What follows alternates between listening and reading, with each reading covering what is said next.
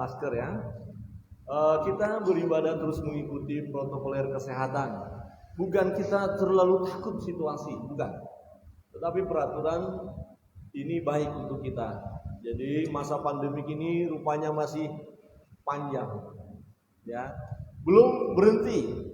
Padahal kita berharap waktu tahun 2020, di tahun 2021 kiranya bisa berakhir. Ternyata tidak, bahkan angka menunjukkan peningkatan yang luar biasa. Ya. Maka tanggal 11 sampai tanggal 25 diberlakukan PSBB untuk Jawa Bali karena memang angkanya luar biasa, ya. Masih harus kita hadapi masa sukar rupanya di depan ini. Kalau kita 1 tahun yang lalu sudah kita lewati dengan begitu luar biasa perjuangan kita. Dan ternyata kita di tahun 2021 ini masih diperhadapkan dengan masa sukar. Masihkah kita tetap tegar di masa sukar ini? Nah, ini yang menjadi pergumulan kita ke depan. Minggu lalu kita sudah belajar firman Allah bahwa kita harus mempersiapkan diri menghadapi segala tantangan yang ada. Karena tidak ada jaminan bahwa semua akan baik. Tetapi jaminannya hanyalah penyertaan Tuhan. Nah, ternyata dalam penyertaan Tuhan, anak-anak Tuhan juga diizinkan mengalami masa sukar. Diizinkan juga mengalami penderitaan. Tetapi Tuhan tidak pernah merancangkan kesukaran dalam hidup kita. Tuhan tidak pernah merancangkan malapetaka dalam hidup kita. Tuhan tidak pernah merancangkan masa sukar dalam hidup kita. Tetapi Tuhan mengizinkan masa sukar juga terjadi dalam hidup kita. Atas seizin Tuhan, masa yang sukar itu bisa kita alami. Seorang pribadi yang hidup saleh, yang melakukan hal yang baik, bergaul karib dengan Allah, dan dia diberkati oleh Tuhan. Ya, luar biasa. Berkatnya luar biasa, tetapi kemudian ada satu pribadi yang tidak senang melihat orang yang saleh ini diberkati oleh Tuhan, dan dia menuduh bahwa orang ini saleh karena dia diberkati oleh Tuhan. Coba kalau tidak diberkati. Jadi pribadi ini menyerang orang saleh. Tujuan akhirnya adalah supaya orang saleh itu mengutuki Tuhan, supaya orang saleh itu tidak lagi menyembah Allah. Dan itu yang terjadi dalam perjalanan hidup kita manakala saudara dan saya masuk dalam masa sukar, bisa membawa kita akhirnya kecewa dalam hidup ini dan mulai mengutuki Tuhan. Tuhan, mengapa ini terjadi? Ini nggak benar.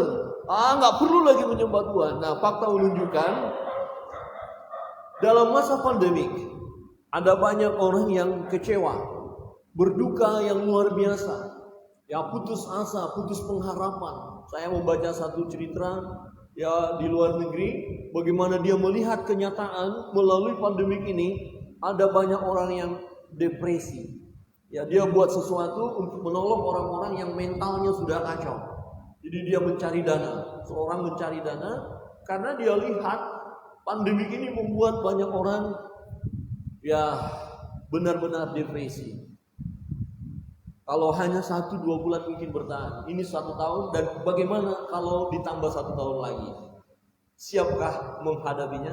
Coba lihat kiri kanan dan katakan, masih siap? Halo, masih siap? Saudara yang terkasih dalam Tuhan, ini tantangan yang harus kita hadapi. Tujuan akhir dari iblis ketika ia mendatangkan berbagai kesukaran dalam hidup kita adalah supaya kita meninggalkan Tuhan. Itu tujuannya. Mungkin hari ini kita menang, coba lagi. Besok menang, coba lagi. Jadi bertubi-tubi. Dan kita mau melihat nanti betapa luar biasanya pergumulan seorang hamba Tuhan yang hidup saleh, yang bernama Ayub. Jadi Tuhan tidak pernah merancangkan kesukaran dalam hidup kita, dalam hidup anak-anaknya, dalam hidup orang percaya. Tetapi Tuhan izinkan itu terjadi. Nah, di dalam pasal 1 ayat 9, saudara yang terkasih dalam Tuhan, Firman Tuhan berbunyi demikian. Lalu jawab iblis kepada Tuhan, apakah dengan tidak mendapat apa-apa Ayub takut akan Allah? Bukankah engkau yang membuat pagar sekeliling dia dan rumahnya serta segala yang dimilikinya? Apa yang dikerjakannya telah kau berkati, dan apa yang dimilikinya makin bertambah di negeri itu. Ayub menjadi orang yang kaya raya, dia bahagia, dan iblis berkata, menuduh Ayub hidup saleh, menyembah Allah karena dia diberkati. Coba kalau nggak diberkati. Jadi iblis tahu kalau anak-anak Tuhan yang menyembah Tuhan, dia memang diberkati oleh Tuhan. Dikatakan membuat pagar sekeliling dia dan rumahnya, dibentenginya orang saleh ini, dilindungi. Ada satu kesaksian, kisah nyata. Ada hamba Tuhan yang melayani di satu daerah, dan ada orang-orang yang melakukan hal yang jahat. Ketika mereka datang mau menghancurkan rumah itu, dan mereka melihat ada penjaga yang luar biasa bawa pedang, dan mereka ketakutan. Padahal hamba Tuhan sama keluarganya tidur nyenyak. Besoknya baru ketahuan karena mereka melapor, siapa yang jaga rumah bapak kemarin? Loh, nggak ada. Ternyata ada malaikat Tuhan. Ini gambarannya. Iblis tahu rumah orang percaya itu dipagari oleh Tuhan. Jadi rumah saudara, rumah saya, rumah kita dipagari oleh Tuhan. Amin. Amin. Orang saleh. Dan apa yang kita kerjakan diberkati oleh Tuhan. Nah, itu sebabnya tuduhan iblis adalah karena diberkati, maka Ayub menyembah Tuhan. Coba kalau enggak, di ayat 11, tetapi ulurkanlah tanganmu dan jamalah segala yang dipunyainya, ia pasti mengutuki engkau di hadapanmu. Coba ambil apa yang dimilikinya. Coba stop berkat itu. Coba ulurkan tanganmu dan jamalah, artinya jangan berkati dia. Hancurkan usahanya, hancurkan segala apa yang dimilikinya. Pasti dia mengutuki engkau. Saudara yang terkasih dalam Tuhan, Tuhan Yesus tidak pernah mengulurkan tangannya untuk menghancurkan hidup kita. Amin. Tuhan tidak pernah mengulurkan tangannya untuk mengambil berkat-berkat yang sudah diberikan kepada kita. Memang iblis berkata ulurkan tanganmu, tapi Tuhan tidak mengulurkan tangan. Hanya Tuhan memberi kesempatan kepada iblis untuk mengerjakan pekerjaan yang tidak baik itu, mau menghancurkan Ayub. Diserahkannya. Wah, ini penting Bapak Ibu. Kebenaran ini kita renungkan sebagai anak-anak Tuhan. Bisa Tuhan izinkan ada iblis yang mau menggojlok hidup kita, yang mau memporak-porandakan kita. Tujuannya adalah supaya kita mengutuki Tuhan. Mengapa usaha saya hancur Tuhan? Mengapa pekerjaan saya tidak berhasil? Mengapa keadaan saya seperti ini? Padahal Tuhan tidak pernah merancangkan hal yang jahat, yang buruk dalam hidup kita. Tapi Dia izinkan iblis melakukannya. Saudara yang terkasih dalam Tuhan, bukan berarti Tuhan tidak melindungi kita. Di pasal 2, setelah kita lihat Ayub ternyata mampu menghadapinya. Walaupun berkat itu, dia katakanlah berhenti, stop buat dia, bahkan dia kehilangan berkat-berkat itu, dia tetap memuji Tuhan. Di pasal 2 ayat 4 berkata, lalu jawab iblis kepada Tuhan, meningkat serangannya.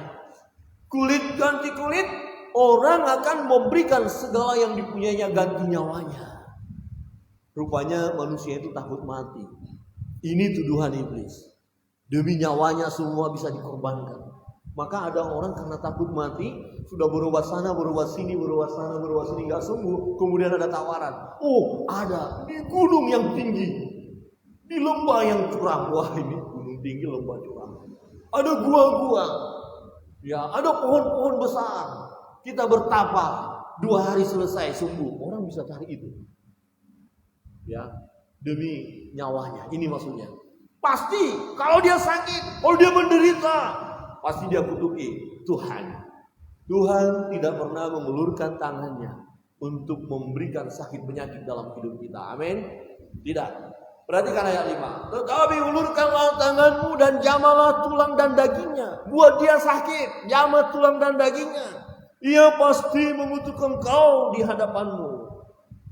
Tuhan tidak mengulurkan tangannya, tetapi memberi kesempatan kepada iblis. Diizinkan, silakan, tapi nyawanya jangan. Jadi kenapa akhirnya Ayub menderita yang luar biasa? Ya, penyakit yang luar biasa, keadaannya buruk, sangat buruk. Bahkan ketika sahabat-sahabatnya datang tidak bisa lagi mengenalinya. Dan Alkitab berkata keadaannya sangat buruk. Ya, korengan, bau, duduk di tanah. Itu pekerjaan iblis. Sampai orang yang semestinya memberi dukungan dalam posisi keterpurukan itu, mestinya memberi dukungan, ternyata tidak. Iblis juga pakai istrinya. Apa dikatakan oleh istrinya? Maka berkatalah istrinya kepadanya, masih bertekunkah engkau dalam kesalehanmu? Kutukilah Allahmu dan matilah. Perhatikan, pertama tadi ketika harta-hartanya habis, anak-anaknya nggak ada, kutuki Tuhanmu. Ya, jadi iblis mau berkata, ini akan mengutuki. Ternyata Ayub tidak. Oh, kemudian dia sakit, kutuk supaya dikutuk. Tidak. Istrinya berkata, kutuki. Oh, tidak. Jadi Ayub tidak mengutuki Tuhan. Saudara yang terkasih dalam Tuhan, ini memang sangat sedih. Kalau kita bayangkan kita ada dalam posisi Pak Ayub, kalau kita sebagai suami sudah keadaan terburuk, istri datang. Ini kan Pak Ayub kan lagi gorokan nih, bau, sakit di lantai. Kemudian istrinya bilang, papi, bau masih saleh, masih menyembah Allah, masih berdoa sambil begini. Kira-kira bagaimana bapak-bapak? Bagaimana? Misalnya Pak Moses didatangi sawit, masih mau berdoa. Wah, hancur rasanya. Ya. Tadi pagi saya katakan, kalau Anda bapak-bapak, kan bapak-bapak juga di sini tidak selalu baik-baik. Betul ya? Mungkin pernah melukai hati istri, menyakiti hati istri, melakukan hal yang tidak baik, kemudian sang suami, sang bapak sakit. Masa istri berkata, rasain lo. Enggak lah ya. Ya Bu ya. Pasti lupa dengan perlakuan yang kurang baik beberapa waktu yang lalu. Ini contoh. Kok jangan bilang Pak Pendeta kok tahu ya? Enggak Pak. Nanti Pak Moses bilang ini siapa yang ngasih tahu? Enggak. Ini contoh saja Pak Moses. Karena Bapak di depan jadi saya sebut saja. Enggak apa-apa ya. Pasti berkata enggak. Mengingat kesalahan-kesalahan pasti dirawat. Papi berjuang. Tetap. Badai pasti berlalu. Harus begitu dong. Kuatkan. Jadi kalau suami lagi keadaan terpuruk, istri harus kuatkan.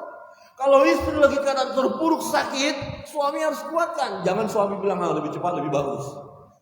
Udah istri sakit, lumpuh tak berdaya, datang suami lebih bagus lebih cepat ini. Segera daftar ke Mumbu. Wah, keterlaluan. Ini ada apa ini suami? Mestinya kuatkan pasangan. Orang yang terdekat dari Ayub dipakai oleh iblis untuk melemahkan iman Ayub. Kutuki Allahmu, masihkah engkau saleh? Masihkah engkau percaya kepada Tuhan? Masihkah engkau berdoa? Masih engkau menyembah Allahmu? Dia tidak peduli kepadamu. Kau dibiarkan anak-anak kita mati, harta kita habis, kau sakit seperti ini. Udah mati aja selesai. Capek melihatnya. Kira-kira bisa begitu. Ya, ada orang melihat fakta seperti itu, dia nggak siap. Akhirnya meninggalkan Tuhan. Saudara yang terkasih dalam Tuhan, kita dapat tegar di tengah kesukaran dengan meneladani Ayub. Saya tidak tahu kesukaran yang bagaimana yang saudara alami, tapi memang kesukaran itu sama-sama kita alami. Bahkan mungkin akan semakin suka yang akan kita hadapi. Tadi pagi saya dengan Ibu Pendeta bincang-bincang, mendengar ada satu kesaksian hamba Tuhan beberapa tahun yang lalu, mungkin 2 atau 3 tahun yang lalu, dia bersaksi tentang tahun 2020 itu. Dan betul peristiwanya. Dan dikatakan masih berlanjut dalam kesaksian itu sampai 2023. Ya Bu Pendeta ya. Sampai tahun 2023, ini baru 2021. Udah begini, 2022 kalau betul. Ya. 2022, 2 tahun lagi. Berat ya. 2021, 2022, 2023, 3 tahun lagi. Masihkah kita siap? Artinya adalah memang tidak mudah perjalanan hidup yang akan kita tempuh. Saudara yang terkasih dalam Tuhan, Ayub orang saleh, Ayub orang benar, dia bergaul karib dengan Allah, tetapi Tuhan izinkan dia mengalami kesukaran. Dan inilah teladan yang perlu kita ikuti dari seorang hamba Tuhan yang mengalami masa-masa sukar dalam hidupnya, sehingga dia tetap tegar dan tidak menuduh Allah melakukan yang tidak patut dalam dirinya. Yang pertama, saudara yang terkasih dalam Tuhan, teladan yang pertama, ya ternyata Ayub ini hidup bergaul karib dengan Tuhan. Dia hidup soleh.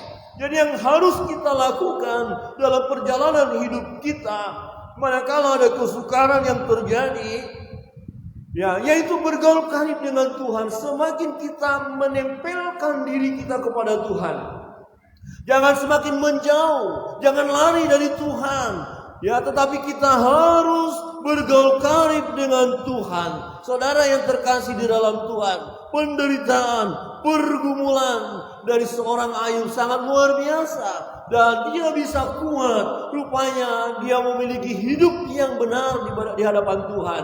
Di ayat 1 berkata, ada seorang laki-laki di tanah Uz bernama Ayub. Orang itu saleh dan jujur. Ia takut akan Allah dan menjauhi kejahatan. Hubungan Ayub dengan Allah membuat Ayub sungguh mengenal Allah. Saudara yang terkasih dalam Tuhan, ada orang yang tidak bisa menerima kenyataan hidup ketika terjadi kesukaran, penderitaan, hal yang buruk, sakit penyakit, kebangkrutan, semuanya. Mungkin orang yang terkasih, yang sangat dikasihinya hilang, tidak bisa menerima kenyataan karena hubungannya dengan Allah tidak karib. Orang yang tidak karib dengan Tuhan, ya, imannya akan mudah goncang atau mungkin dikatakan tidak punya iman. Ya. Dan akhirnya ketika terjadi hal yang buruk dalam hidupnya, dia tinggalkan Tuhan. Dia kecewa kepada Tuhan. Ya, dia putus pengharapan, dan fakta menunjukkan angka bunuh diri meningkat di masa pandemi. Di masa kesukaran. Tetapi anak-anak Tuhan yang mengalami pergaulan karib dengan Tuhan, dia tidak akan mudah tergoncang. Dia akan tetap tegar di masa sukar itu. Dia akan mampu menghadapi bukan karena kuat gagah perkasanya, melainkan karena masih ada keyakinan di dalam dirinya akan pertolongan Tuhan. Saudara yang terkasih di dalam Tuhan, kita melihat bagaimana Ayub tetap bergaul karib dengan Allah. Saudara yang terkasih di dalam Tuhan, ada dua hal yang harus kita perhatikan dalam masa sukar. Seseorang bisa semakin karib dengan Tuhan, dan seseorang bisa meninggalkan Tuhan. Tujuan iblis supaya manusia meninggalkan Tuhan, mengutuki Tuhan. Tetapi dari sisi Allah sebagai alat uji, apakah iman kita adalah iman yang teruji? Bukan hanya karena berkat baru kita menyembah Allah. Bukan hanya karena pemeliharaan Tuhan, semua baik baru kita menyembah Allah. Tetapi ketika terjadi kesukaran, kita tetap menyembah Allah. Karena kita mengenal siapa Allah kita. Kita tahu siapa Tuhan. Ada hubungan karib dengan Tuhan. Kita mengerti mengapa Tuhan izinkan ada hal-hal yang buruk yang harus kita alami. Ada maksud Tuhan. Saudara yang terkasih dalam Tuhan, kalau kita tahu Allah kita Allah yang baik, tidak ada yang tidak baik di dalam dirinya, maka kita akan berkata, ya, seperti apa yang dialami oleh Ayub. Ya, dia tidak menuduh Allah telah melakukan sesuatu yang tidak patut dalam hidupnya, tidak. Tetapi ada banyak orang saat ini yang kecewa kepada Tuhan dengan mengalami keadaan yang buruk saat ini. Dia kecewa kepada Tuhan, meninggalkan Tuhan, ya, tidak peduli lagi dengan Tuhan. Ada banyak orang ketika masa sukar terjadi, dia mencari hal-hal dunia, dia melampiaskan hidupnya secara dunia, dan dia akan mengalami kehancuran. Sebab tujuan akhir daripada iblis tadi untuk kita jauh dari Tuhan. Tetapi seharusnya yang kita lakukan di masa pandemi ini, supaya saudara dan saya tetap kuat dan teguh menghadapi kenyataan yang mungkin semakin sulit. Mari Tingkatkan pergaulan kita dengan Allah. Tingkatkan doa saudara. Tingkatkan penyembahan saudara. Mulai dari keluarga, dari rumah tangga, mesbah doa. Aktifkan kembali pembacaan, perenungan firman Allah. Kita aktifkan kembali pujian kita kepada Tuhan. Tingkatkan. Inilah yang akan membuat kita kuat dalam menghadapi masa sukar. Tetapi godaan untuk meninggalkan ibadah ada. Karena kecewa, percuma ibadah, percuma hidup saleh, percuma melayani Tuhan, percuma melakukan hal yang benar ini. Toh faktanya keadaan kita seperti ini. Inilah yang dikatakan oleh istri daripada Ayub. Masihkah engkau mempertahankan kesalehanmu? Masihkah engkau menyembah Allah? Kutuki saja. Tetapi Ayub tidak melakukan itu. Ayub tetap berserah kepada Tuhan. Ayub tetap bersandar kepada Tuhan. Dia tidak melakukan dosa.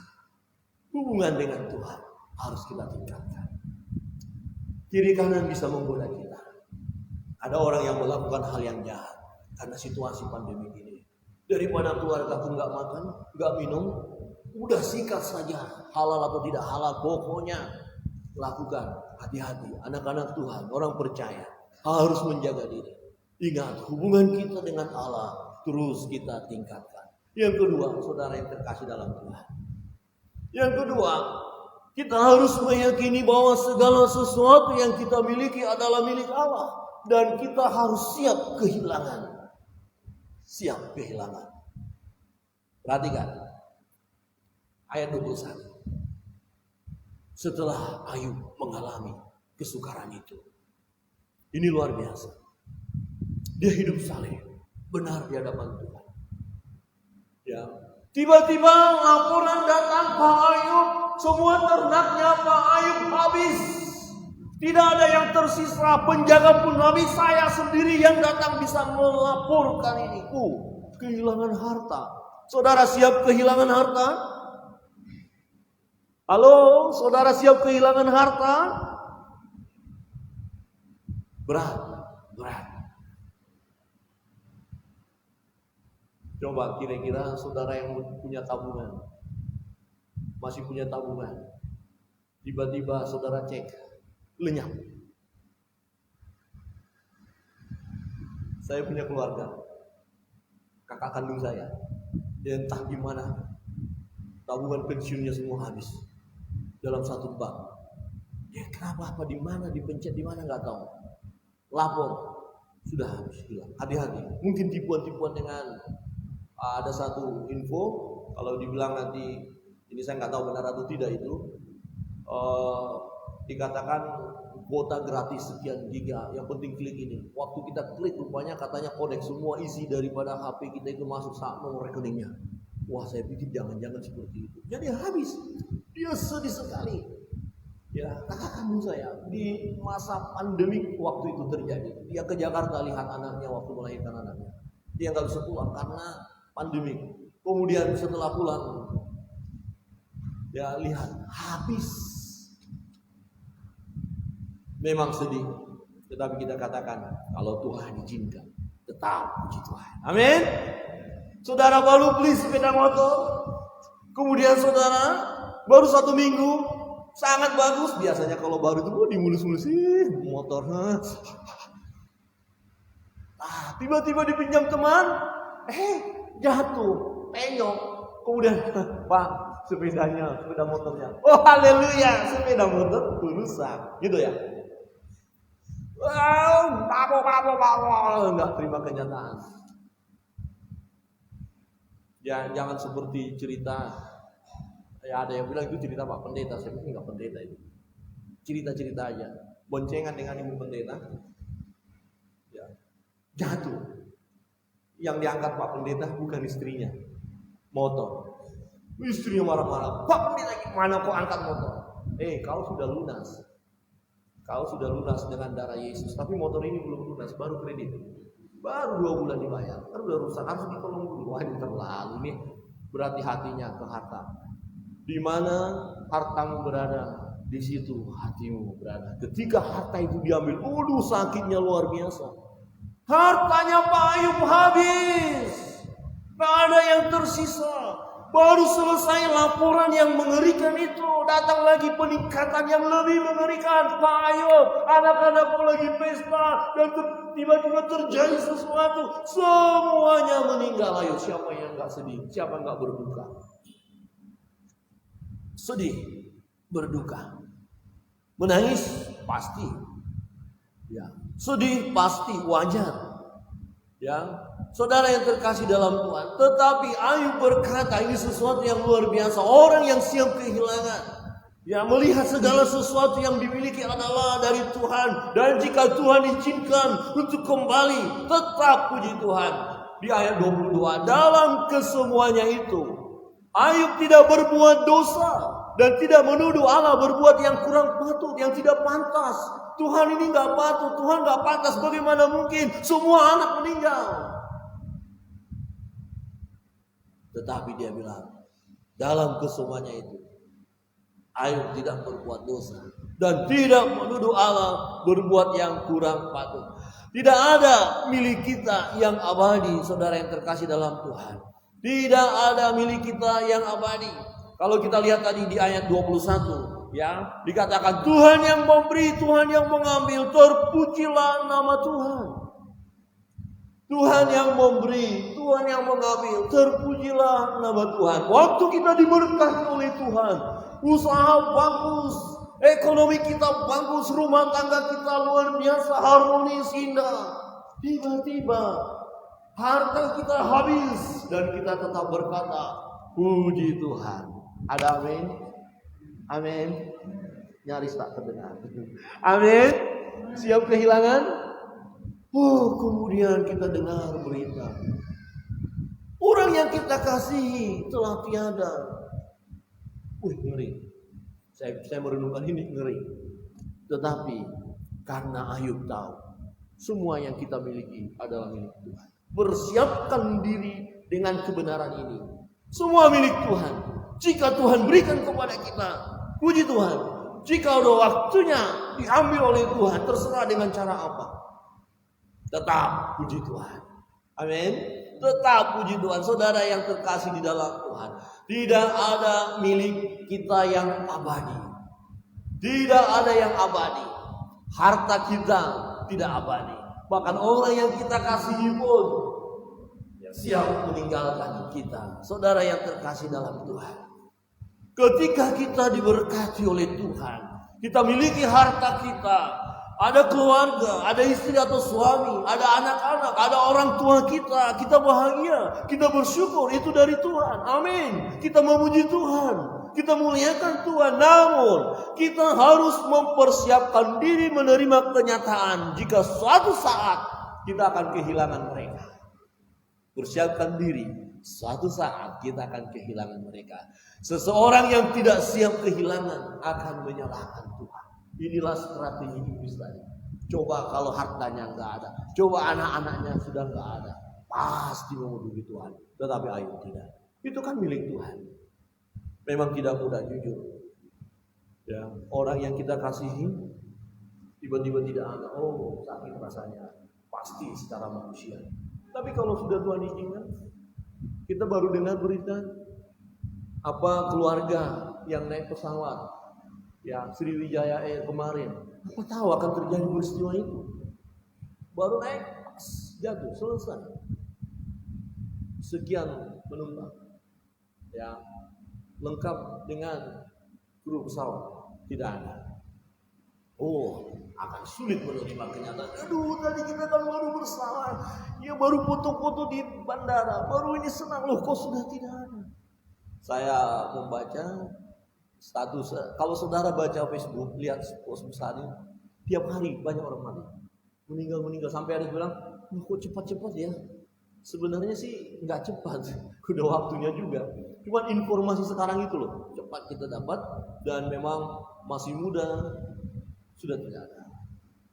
Kemarin saya baca WA dari keluarga, masih keponakan kami, ya, dia bilang, alhamdulillah sudah negatif, karena memang saudara sepupu masih, ya, kaget bacanya. Emangnya kena ya? Kena, satu keluarga COVID. Padahal kurang apa? baik, bersih, kaya juga, semua punya diatur juga, tapi kena juga.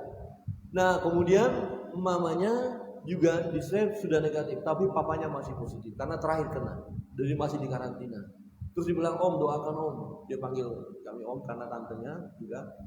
Doakan karena efeknya adalah orang masih takut berhubungan dengan kami. Jadi udah sembuh tapi jangan ini COVID, ada COVID. Itu juga beban loh. Tapi misalkan nggak apa-apa, yang penting sudah sembuh. Saudara yang terkasih dalam Tuhan, ketika menerima berita-berita tidak baik, kita berkata, Tuhan izinkan, tetap puji Tuhan. Amin.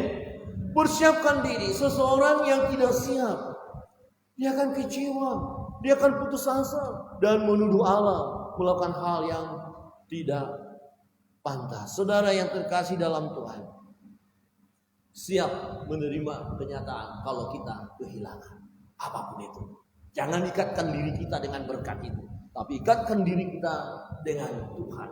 Dan yang ketiga, saudara yang terkasih dalam Tuhan, siap menerima yang baik dan yang buruk jika Tuhan izinkan terjadi dalam hidup kita. Ya kalau menerima yang baik gak ada masalah. Oh puji Tuhan, menerima kabar baik, kamu diterima jadi pegawai negeri. Oh haleluya. Oh gajimu naik. Oh bagus, puji Tuhan. Oh proyek lancar. Oh sudah cair. Waduh mantap.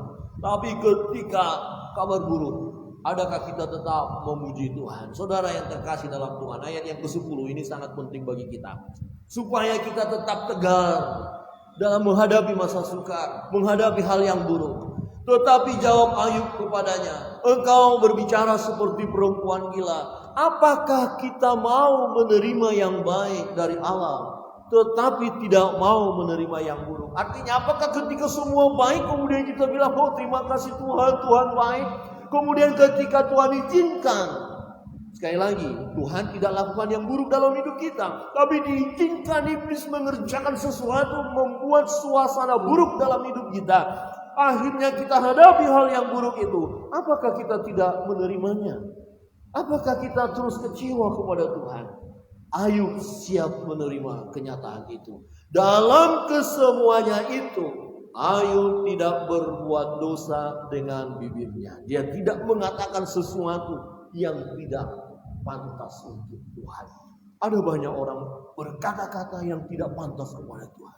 Oh Tuhan, katanya hidup, katanya mengasihi, kalian saya begini, mana ada Tuhan? Oh tidak perlu lagi menyembah Tuhan, tidak usah lagi setia kepada Tuhan. Banyak orang bisa berkata seperti itu karena tidak menerima kenyataan hal yang buruk terjadi, kecewa. Saudara yang terkasih dalam Tuhan, menerima yang baik tentu tidak ada masalah, gampang sekali. Sangat mudah bagi kita untuk berkata haleluya, puji Tuhan ketika semua baik. Saat kita menerima berkat-berkat yang berlimpah, kelihatan iman kita begitu mantap. Tetapi bagaimana ketika kita menerima atau mengalami hal yang buruk dalam hidup ini? Apakah kita siap menerima dan tetap berkata haleluya? Amin. Oh tahun ini tahun yang mungkin juga penuh dengan kesukaran, tapi kita berkata, kalau di tahun 2020 saya berkata haleluya. Dan di tahun 2021 kenyataan masih semakin buruk dan saya akan tetap berkata haleluya. Amin. Amin. Coba lihat kiri kanan dan katakan haleluya. Haleluya. Puji Tuhan. Pujilah Tuhan dalam segala situasi. Orang yang tidak siap memuji Tuhan dalam keadaan buruk, orang itu tidak akan tegar. Dia akan ngoyo, imannya hancur, dia kecewa dalam hidup ini, dia akan putus asa dan dia tidak mampu lagi melihat kuasa Tuhan. Karena kok bisa begini ya? Saudara yang terkasih dalam Tuhan, situasi baik atau buruk dapat kita terima jika kita mengerti bahwa Tuhan mengizinkan hal yang buruk juga terjadi dalam hidup kita. Bahaya kalau kita pegang teologi yang berkata kalau kita menyembah Allah semua baik. Bahaya ketika kita mengalami hal yang buruk, di situ goncang iman kita. Loh katanya Tuhan melakukan hal yang baik, tetapi kenapa hal ini terjadi? Teologi yang kita harus benar. Tuhan juga mengizinkan hal yang buruk. Ketika Tuhan izinkan semua itu terjadi, tentu ada maksud Tuhan. yaitu untuk kebaikan kita. Allah turut bekerja dalam segala situasi, dalam segala hal untuk mendatangkan kebaikan bagi kita yang mengasihi Dia. Mengapa Tuhan izinkan iblis mengerjai Ayub? Tuhan mau berkata, tuh lihat imannya luar biasa. Ketika saudara mengalami pergumulan dan hal yang buruk, sebenarnya Tuhan izinkan itu supaya iman kita teruji, iman kita berkualitas, iman kita tak tergoncangkan. Tetaplah tegar di masa sukar. Saudara yang terkasih dalam Tuhan, cuaca tidak selalu baik. Ada waktunya cuaca buruk. Kita harus mempersiapkan diri menghadapi cuaca buruk. Kadang-kadang cuaca tidak bisa kita prediksi kedatangannya. Cuaca buruk bisa terjadi sekonyong-konyong. Tidak selalu hujan, tidak selalu kemarau. Tapi kita pikir kita mau berjalan tidak ada hujan, kita tidak ada persiapan, tiba-tiba hujan. Itu sebabnya pepatah itu cukup bagus. Sedia payung sebelum hujan. Saudara yang terkasih dalam Tuhan, kita dapat tegar di tengah kesukaran, di tengah badai, dengan teladan daripada Ayub. Yang pertama, bergaul kariblah dengan Tuhan. Mari tingkatkan persekutuan kita dengan Tuhan. Berdoalah, sembahlah Dia, pujilah Dia. Jangan karena situasi ini kita semakin jauh dari Tuhan, melainkan semakin mendekatkan diri kepadanya. Yakin segala sesuatu milik Tuhan, harus siap kita kehilangan. Siap kehilangan. Tuhan yang memberi, Tuhan yang mengambil, terpujilah nama Tuhan. Dan kita harus siap menerima yang baik dan yang buruk. Segala sesuatu Tuhan izinkan terjadi, ada maksud Tuhan. Kita bangkit berdiri.